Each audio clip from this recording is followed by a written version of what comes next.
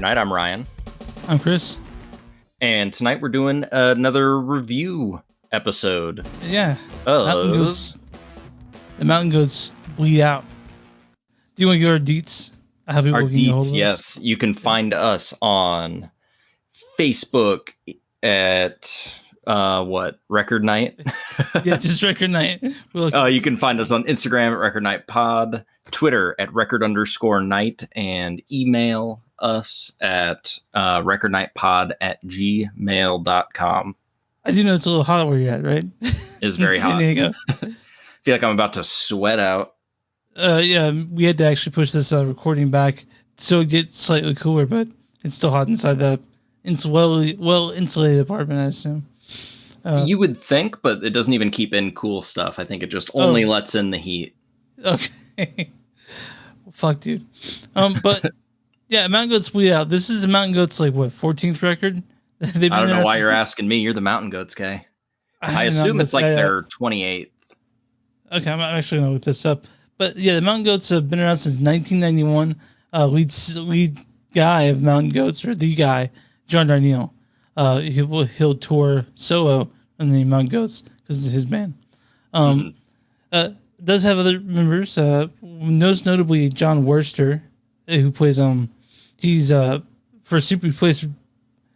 plays drums for Superchunk. You guys know who they are. But yeah, the Mountain Goats. This is, I do want to give it. This is so they've released in the past 4 years, they've released about 4 records, about a record a year. This is actually the 21st studio album by them. So 21st? Yeah. They're getting up there when it comes to almost not near as prolific as OCs, but up there. If you release a record a year, I think that you feel lots of, but again, moving on. Bleed out.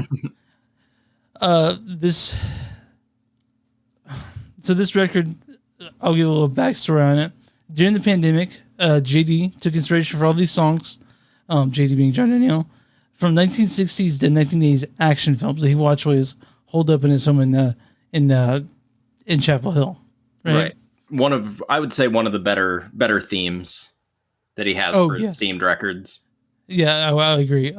So again, this is the Mountain Goats. JD always says that almost every record's a concept record. Some of them are really fucking loose. In League with Dragons, he says a D&D record, but almost none of the songs are about D&D, and they only slightly reference it. But this is pretty consistent when it comes to themes on action films. Right. I'm gonna say right off the bat, I fucking love this record. It's the best thing they put out. I think it's one of the better ones I've listened to by them. Yeah. For sure. To me, it's the best thing they've done in the last 3 records. Oh wow. I love Bleed Out. Most of the songs follow a theme. They're always interesting. They're kind of funny too. It's mostly a rock record. Of course it has the little folk rock instances, but out of all the Mountain Goats record, this has the most rock elements to it. Oh yeah. Yeah. And I'm really surprised, back to the theming, how much mileage he was able to get out of that. He's usually pretty good about, kind of staying on theme, but just I don't know if I could come up with 12 songs about 60s to 80s cop action movies or regular action movies. By the way, I do want to tell much I love the album cover of this. It's so good. Oh yeah. Yeah, just 3 bodies lying there, blood pulling out. Stuff I can't really wear around other people.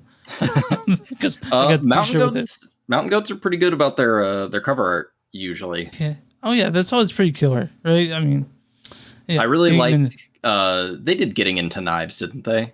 Yep. That's a great cover art too. Yeah, and a great album title. Yeah.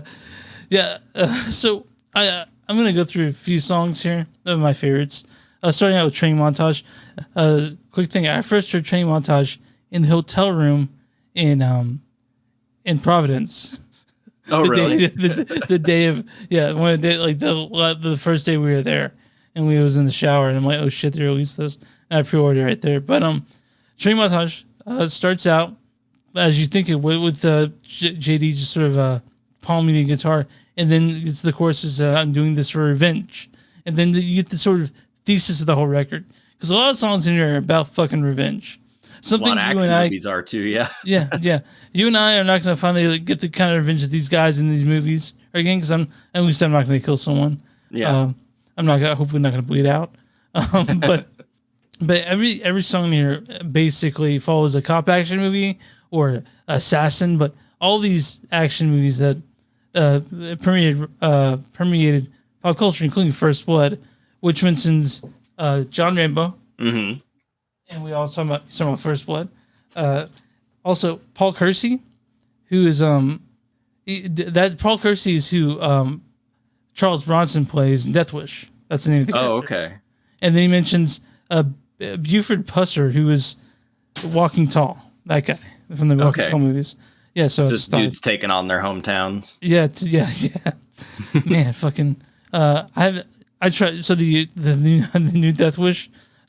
Rest in peace, Charles Bronson, and I guess so Death Wish with Bruce Willis, a piece of garbage movie. It sucks so bad, but I've also tried to watch the Death Wish with Charles Bronson, and it's not the best either. So, all right, I think mostly because it's old, but they're like 5 or 6 Death. You heard it here, folks, and it's just Charles Bronson going there just shooting people. Yeah, well, yeah, and I do think it's kind of fucked up that not fucked up, but kind of that movie Bronson with about the British like criminal with Tom Hardy. Mm-hmm. He called Bronson. He just took that dude's name like this. But anyway, here we are. Bleed Out. What are your thoughts on this? I like it. I do think it's one of the better, or at least one of the Mountain Goats I've enjoyed the most, just because I end up liking the rockier songs. A lot of the songs, though, kind of seem to be built with like the same structure, where it's like he does like a palm muted chord progression, and then he gets into the chorus, and then he gets in the chorus and palm muted chord progression. But there are a lot of songs that kind of like get out of that formula, and those ones stood out more to me. So I really like Wage Wars, Get Rich, Die Handsome. I like Bones Don't Rust. I like Guys on Every Corner, and I like Need More Bandages. Those were my favorite 4 on the album. So you want to know what JD's 2 favorite songs on this record are? What? Extraction Point, which has a cheesy sax thing, which I like. It gives it kind of like a detective feel. It's very reminiscent of also some of his earlier work. Like I'm thinking Fire Editorial off Beat the Champ, and his second favorite is also another song that harkens back to the earlier catalog, which is Hostages, which aren't those the 2 longest tracks on the album? They are, and JD really seems to like those type of songs. Not my favorite personally, but I'm not gonna say. I don't know. I didn't dislike those tracks, but I feel like if you're gonna be hitting the 6 to 7 to 8 minute mark, you should have more changes in there. Do something like you really need to justify having your track be this long. Otherwise, you need to start editing. Yeah, Hostages. It goes to like 7 minutes of the same jam, an extended jam, but the same sort of thing I'm hearing over and over. Right. And I'm not sure that I really understand the narrative of it, but then I read up on it, and he's like, yeah, it's the one song that it wasn't based on a movie, just something I came up with. But whatever. But the lyrics on this thing are great. Oh, yeah. It's a Mountain Goats record, so they're going to be good. Yeah. Like, for example, I have a few things. Like, for example, Mark on You. Where he talks about you'll see it'll be visible from several blocks away. The mark on the person. Yeah. Yeah. I wrote down some of every track, but I didn't intend to talk about all because it's a lot of stuff. But there was one weird thing that I could not get out of my head when I was listening to the track "Make You Suffer." Mm-hmm. There's 2 guitar lines in it. One that sounds like "Portions for Foxes" by Rilo Kiley. I definitely hear that. And then "Goodbye Horses" by Q Lazarus. Like both of those are in there. I was like, does he not know that they sound the same or what?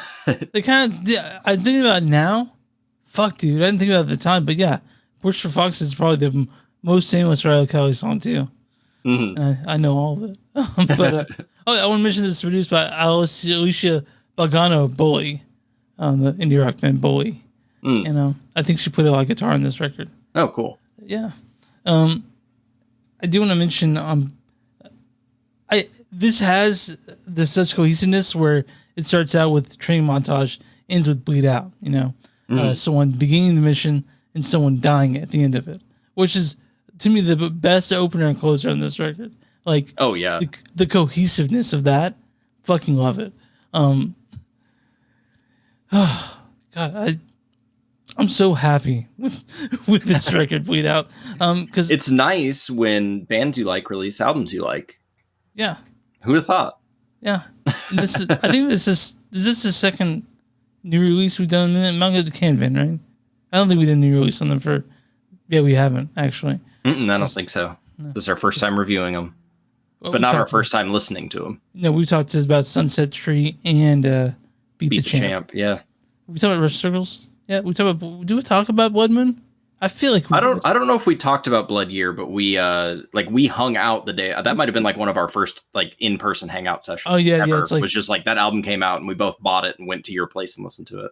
Oh yeah, we decided we actually weren't going to hear a note of it until you were here. I think exactly. Yeah. Yeah. Fuck that! I can't do that anymore. Like when I hear songs out by a band I want to hear, I'm like I'm not waiting for anyone. Right. So, yeah. I'll usually give the singles at release like a listen or two. And then I can't listen to them anymore because I don't want to be tired of it by the time the album comes out. So, like, if Primus released a record, release a single, it goes to like 3 times, and that's it. I mean, I didn't listen to. They released 2 of the 3 tracks for Conspiranoid early, and I only listened to them like once or twice a piece before the full thing came out. You love Conspiranoid, right? It's great. Yeah. Okay, so guys. Yeah, now that we've gotten so far off topic that we're just talking about other albums that came out this year, we should probably wrap it up. So, Bleed Out's fantastic. If you like the Mountain Goats, I don't see you not liking this. If you're for some reason a weird person and don't like JD rocking out, whatever. Coming from the perspective of someone who's kind of like a newer Mountain Goats fan, this might be a good starting point. Just dip your toes in to see if it's something you might be into. It's just fun.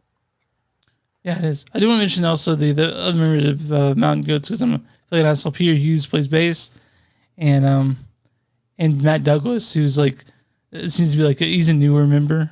JD seems to work with Matt Douglas a lot. Like he brought him in, they can mix, and hopefully everyone likes him.